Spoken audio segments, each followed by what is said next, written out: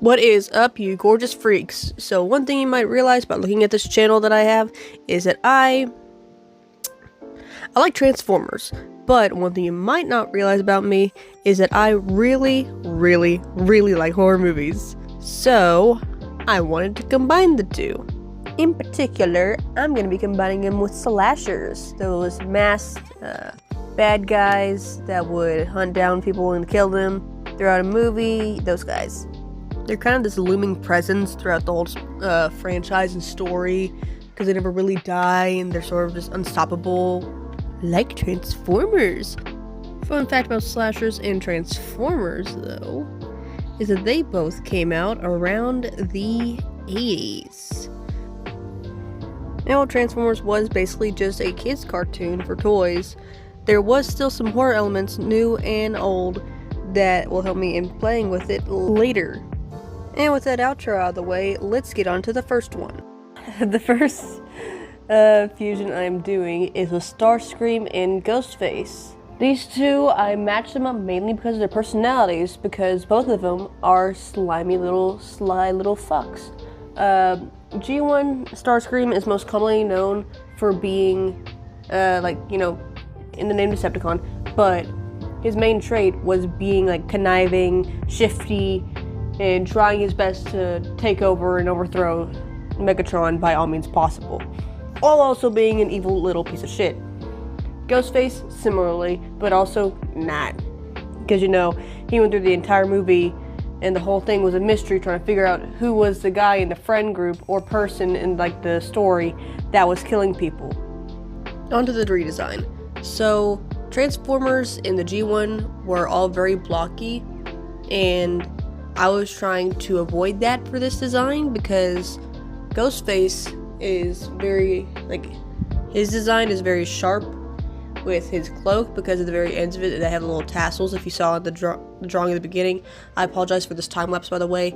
It was the first time I tried to do this long time lapse and I did the wrong format for it, but fuck it, we ball. Anyways, so I wanted to add the sharp shapes into his body to sort of match that. But I wanted to also make some parts of his body look like the hood of it. So the two little parts at the top, his vents, I don't know what they're called. I curved them in order to make them look like the hood. And I draped his wings down instead of having them stick out to the side, sort of to give him the sort of cloak-like look, which doesn't really come out in the drawing, but doesn't really matter too much to me.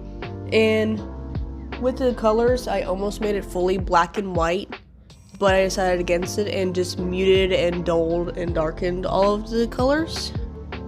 But I think it turned out good. Oh yeah, one big thing about it, because I typically do G1 Starscream's face as a dark gray, because in the show it is dark gray, even though people try to whitewash my boy.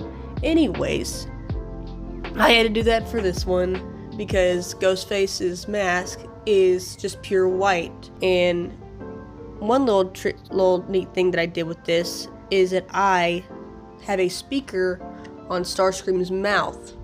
Instead of having a moving cartoon mouth, like an actual faceplate, I made his face stand still. That's part of his little lore, is that I took... Okay, so backtracking a second. So, with Ghostface, a big aspect of his design is the fact that, or not his design, but his just whole thing, the reason why he's able to sneak around and be very confusing people, is that he has a speaker, he has a walkie-talkie that changes his voice, like a voice changer, in order to mimic other people's voices or just warp his own. And so I took that and I was like, you know what if Starscream could just do that? And so he's able to lure people using mimicking voices and stuff like that into places in order to kill them. And I'm like, that's pretty cool. So I did that with his mouth in order to make it the big, instead of the screaming face like how Ghostface's mouth is, I have it a giant cocky smile, because Ghostface and Starscream are both little shits. Alrighty, I'm gonna move on to the design of the drawing I'm doing. I'm gonna do a drawing like this for each of the characters that I'm doing, just because I think it's a fun exercise to sort of put them in an element And for this, I have it based off of the opening scene of the first Scream movie after the first kill, where, like, you know, they have the phone call thing, but he doesn't actually have a phone. It's just his body that does it, and he's like hidden as someone's like vehicle, like in the back, and he didn't exactly tie up the friend or the boyfriend, more of just, you know, tore him apart,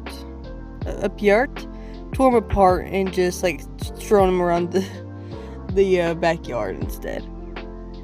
Still the whole "Hello Cindy" thing, and that's what this is. He's fucking leaning against here, being a little chud, just leaning against the side of the house, breaking it, just taunting him really, because there's really nothing you can do at that point. I am adding the lead details on there. Doesn't really show up too much in this. It's a little annoying, because like I thought that the colors of this was very nice when I was first doing it. I was super proud of this drawing. I think it looks cool, but just I don't think the composition's really good compared to how it could be. It could be creepier. I do love the mask that I did for him, though. I think it's like just enough cunt to be good. I'm adding more blood. I do like adding more blood, though. Make it all silly and sticky. I realized that in one of my other designs that I'm doing, it sort of has the same look to like the strangly like fingers. Oh shit, that's something I forgot to mention. Oh yeah, for his hands, because, you know, Ghostface typically uses a knife for this stuff. He doesn't usually use guns. Don't look at the new movie. But I just gave him really sharp fucking fingers, so that way that can be the blade. That'd be cool. So he has like the nails, the mini pennies. Really fun. Alright, so this is where I'm doing the finishing touches. So I'm gonna stop for a second and confide in you for a second here, because, well, thank you for made it this far, and two, this is completely unscripted, if you couldn't already tell by how much of a mess it's gonna be, and I just wanted to warn you of that, because this is my first time doing a video of this style, and I just wanted to see what the difference between a scripted and non-scripted video is, because I'm probably gonna do mainly scripted in the future, but I just wanted to see what this was like. Yeah, it's a bit easier. You don't have to check your tone, but it's also really hard. So yeah, I just wanted to bring that up, and with that little bit of blabbering out of the way, I think it is about time for us to go on to our next one, which I really like. Next up is Michael Myers and Soundwave, or as my friends say, Michael Wave. While I knew I was pairing these guys since the very beginning, I didn't really know how to meld them together yet. Both of their personalities lend them to be most goal-driven, no-nonsense sort of brutes, and in a way they were a bit too perfect to pair. Because both of them, if you can see in the reference, they are blue and white mostly. And I didn't really know what to build off them with. You can see right now I'm going through different ideas. And so I had to put up a poll on Twitter. You should follow me on there, by the way. And I just had them vote on there. But unfortunately, they wound up voting on the one thing I didn't really know what to do with, because they voted on it being a cyborg, which was so fun because I've never drawn a cyborg before. So I had to figure out how to do that, and I think I had a good idea what I was going with, because the first drawing you're seeing right now, that first draft on the side, well, they're both on the sides. Anyways, the one you see on the side was more of a techwear sort of guy in an outfit sort of thing, and not org, but I was able to build off of that into my final product.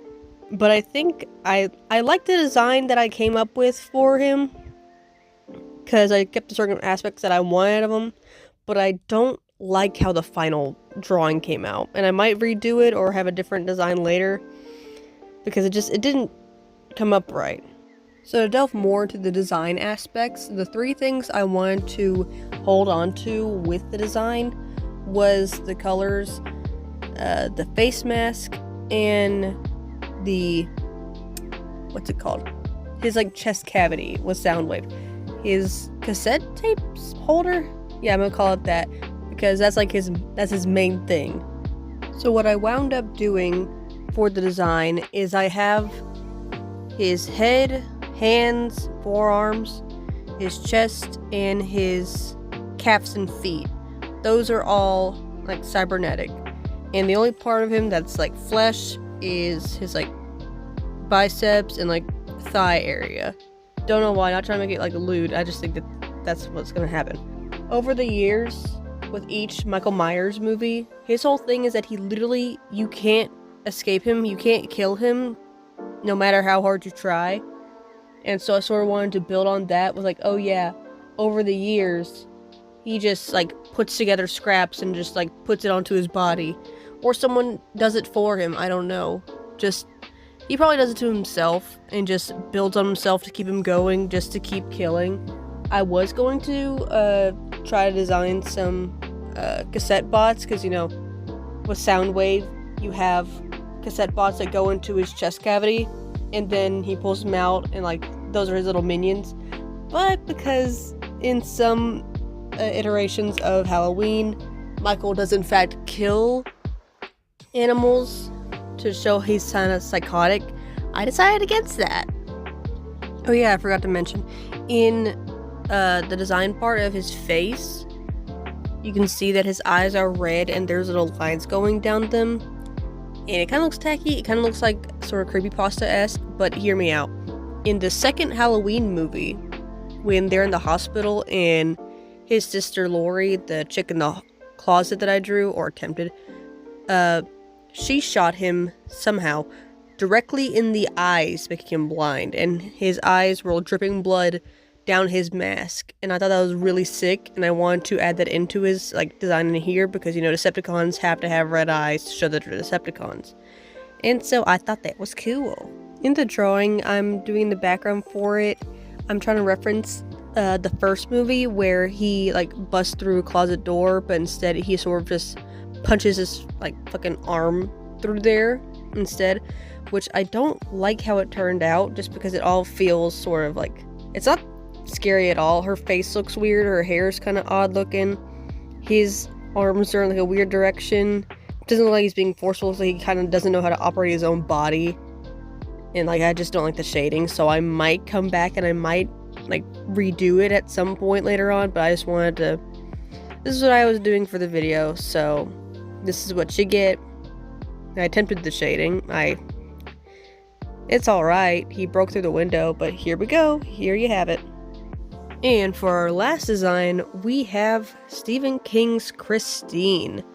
You might not know about this movie. If you do, you don't, whatever. This is what I really wanted to do. This is a movie where the main villain is a living car that hunts down people and like kills them like car shenanigans. I saw this movie, I thought of this movie, and I was like, I have to do this as a Transformer. This has to be Decepticon. And so like I just immediately sketched her out, and this is actually the first design that I did for the video, and then I went back and I did Starscream, and then I did Michael Myers, but then I came back and did her. But she was actually pretty easy to do, because I had nothing to build off her with. I didn't have to fuse her with anything. I just had to take the car and make it a body. I almost gave her a literal flamethrower, because there's a scene in the movie where she runs into a fucking gas station and lights her own self on fire to chase somebody down to like run them over. But I didn't know how to do that, so I didn't do it. So she's just a regular Transformer that does not have any weapons on her, because she doesn't need weapons. She's a big ass, she's a car. She's a car, she can do whatever the hell she wants. She can just punch somebody. And that's what she did, looking at the picture, because of the blood coming up from her fingers. This whole design on the main drawing that I'm doing right now is based off of that poster you saw at the very beginning of this time lapse, because I thought the whole lighting of it was really cool. and I want to replicate it with it. I almost put the name Christine, like the title, on the top, but I decided against it because I felt like that would be like a little bit tacky. Also, that's why I didn't give her feet, because one, I didn't want to design the feet because I fucking hate drawing feet, but because it's going to be shaded out when I get to that part of the rendering.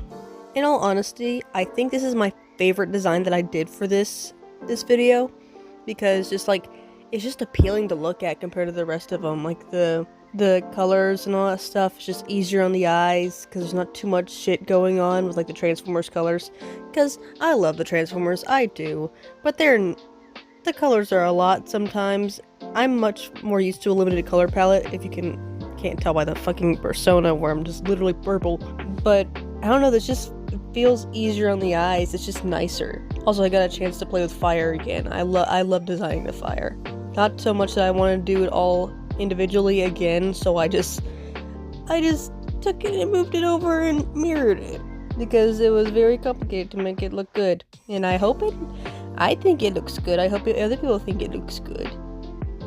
Besides the fire, there is one part of the poster that I was really looking forward to replicating, and that was the light that was passing through the inside of the car, because I thought that was really cool, and I was really excited to have that shine through and have that source of light just sort of raining through her body, and I think it came out really well.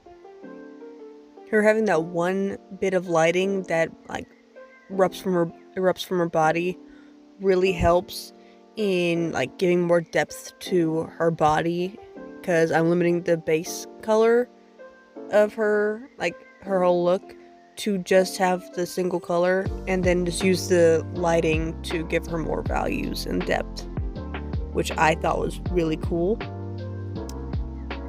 As you can see, literally right now as we're speaking, be able to give her that sort of depth and shine with all the different spots, and all the darkness. I loved putting the darkness on there and the shadows, because it just made all the ugly lines that weren't the best just hidden away, and it looked so good. I love this. This is probably like the favorite one that I've done. I probably already mentioned that earlier. There was a detail that I did not include when I was replicating the style from the poster, and it is her headlights beaming, because I thought that would distract from the sort of silhouette that I have going on with all of the flames and the lines and the shadows going towards her to make her the focus, and I don't think that would have pulled off very well if I had another line, like another two lines pointing towards her. Alright, time to wrap this up. Even though she's not technically a slasher, I think she fit the bill really well in this design challenge that I made, and I love her. I'm in love with her, and here's the results.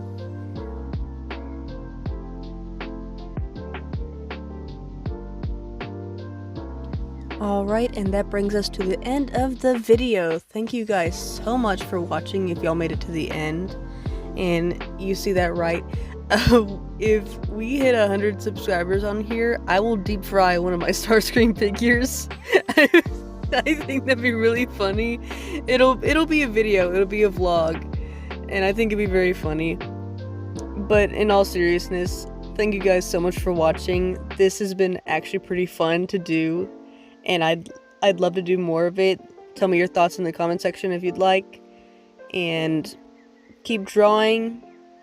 Have fun out there, and please be safe. Bye-bye now.